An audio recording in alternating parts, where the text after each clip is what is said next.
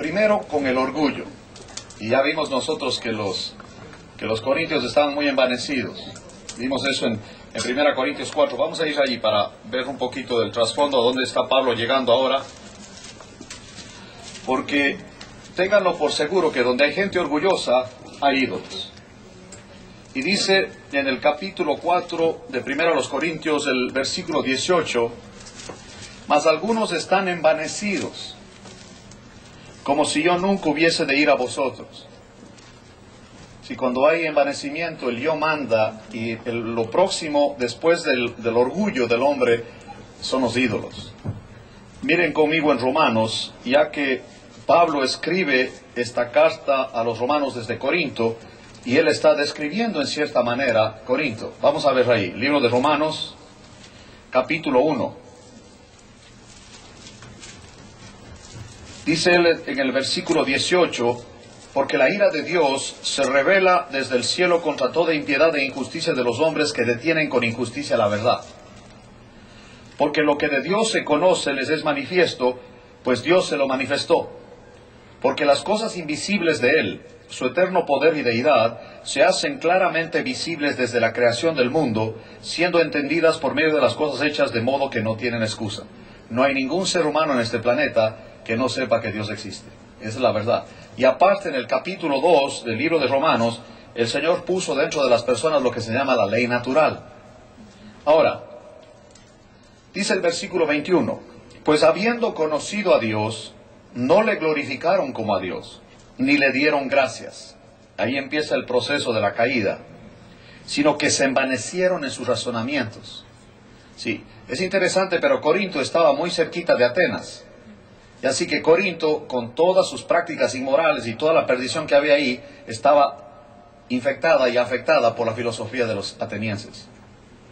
Y dice aquí, se envanecieron en sus razonamientos y su necio corazón fue entenebrecido.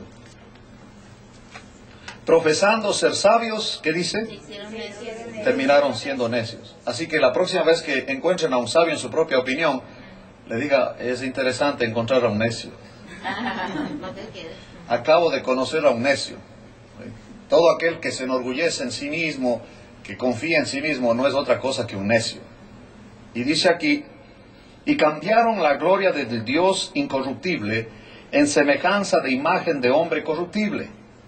Entonces empiezan a adorar hombres, de aves, adoran aves, de cuadrúpedos y de reptiles. Así que ahí tienen ustedes la idolatría. Si primero empieza el envanecimiento, el orgullo, rechazan a Dios, y lo que sigue ya es la idolatría.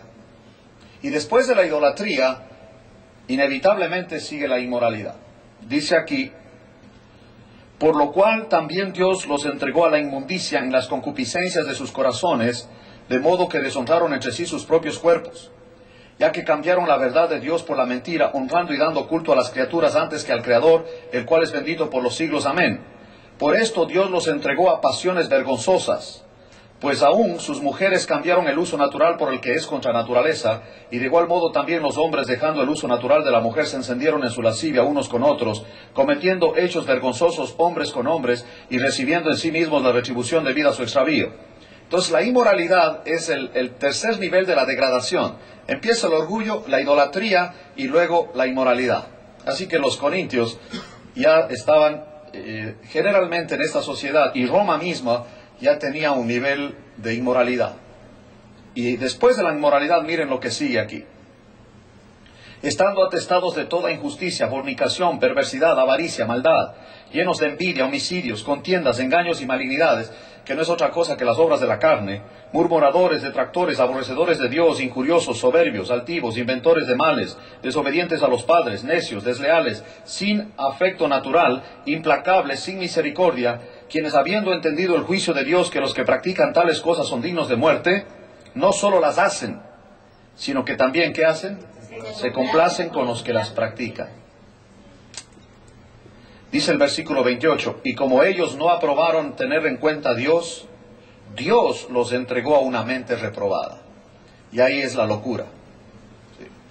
Donde hay idolatría, cualquier sociedad donde hay idolatría, hay inmoralidad.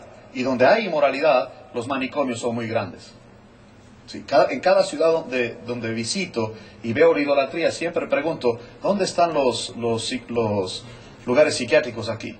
En donde están las personas trastornadas, y regularmente son edificios enormes.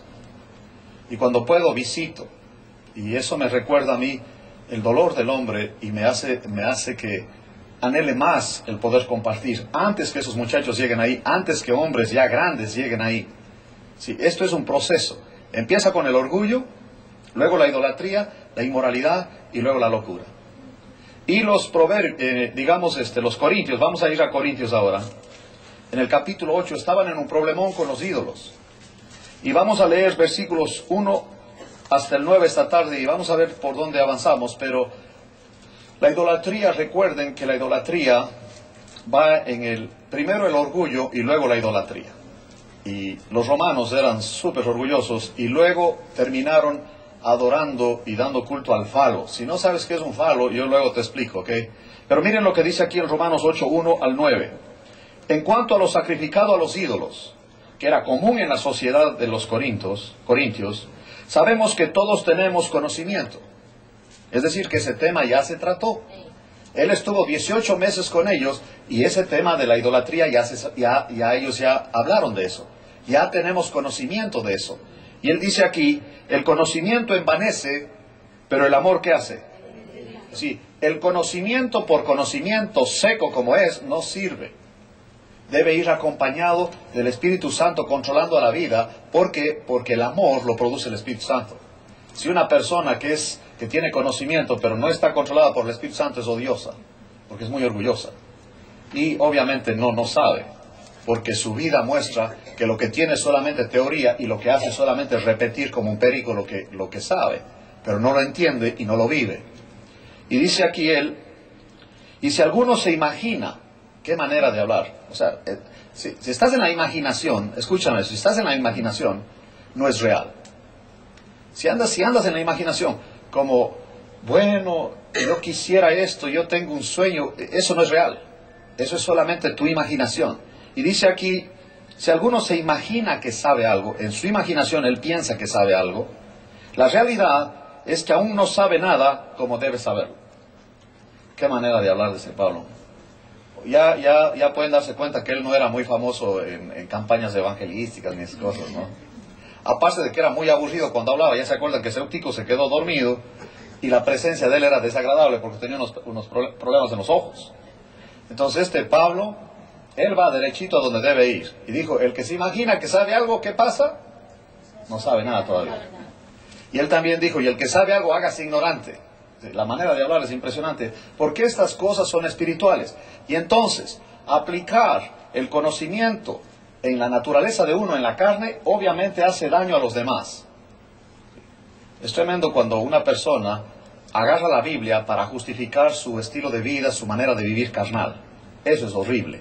Lo más horrible en este planeta, escúcheme esto, es encontrar a un carnal atribuyendo lo que él hace al Espíritu Santo. Es lo más horrible. Miren lo que dice aquí. Acerca pues de las viandas que se sacrifican a los ídolos, ya estamos entrando en el terreno que nos toca ahorita, y les voy a explicar lo que estaba pasando. Sabemos que un ídolo, ¿qué dice? Nada es en el mundo, y que no hay más que un Dios. Un ídolo, nada que ver. Miren conmigo en Isaías 40 para ver lo que Pablo les enseñó, porque él sabía muy bien lo que Isaías escribió acerca de los ídolos. Vamos a Isaías, el capítulo 40.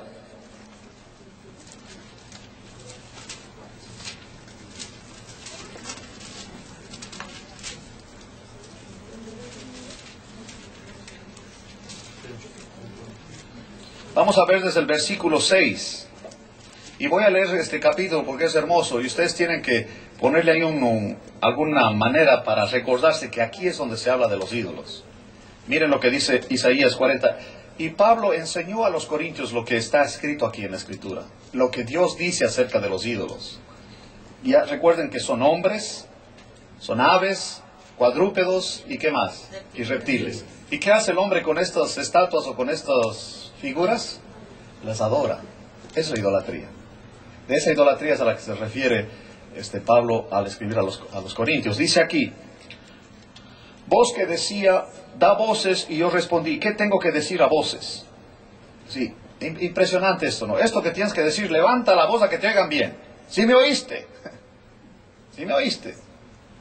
¿Cuántas veces tenemos a nuestros hijos algo importante? Decir, ¿me oíste? ¿Me entendiste?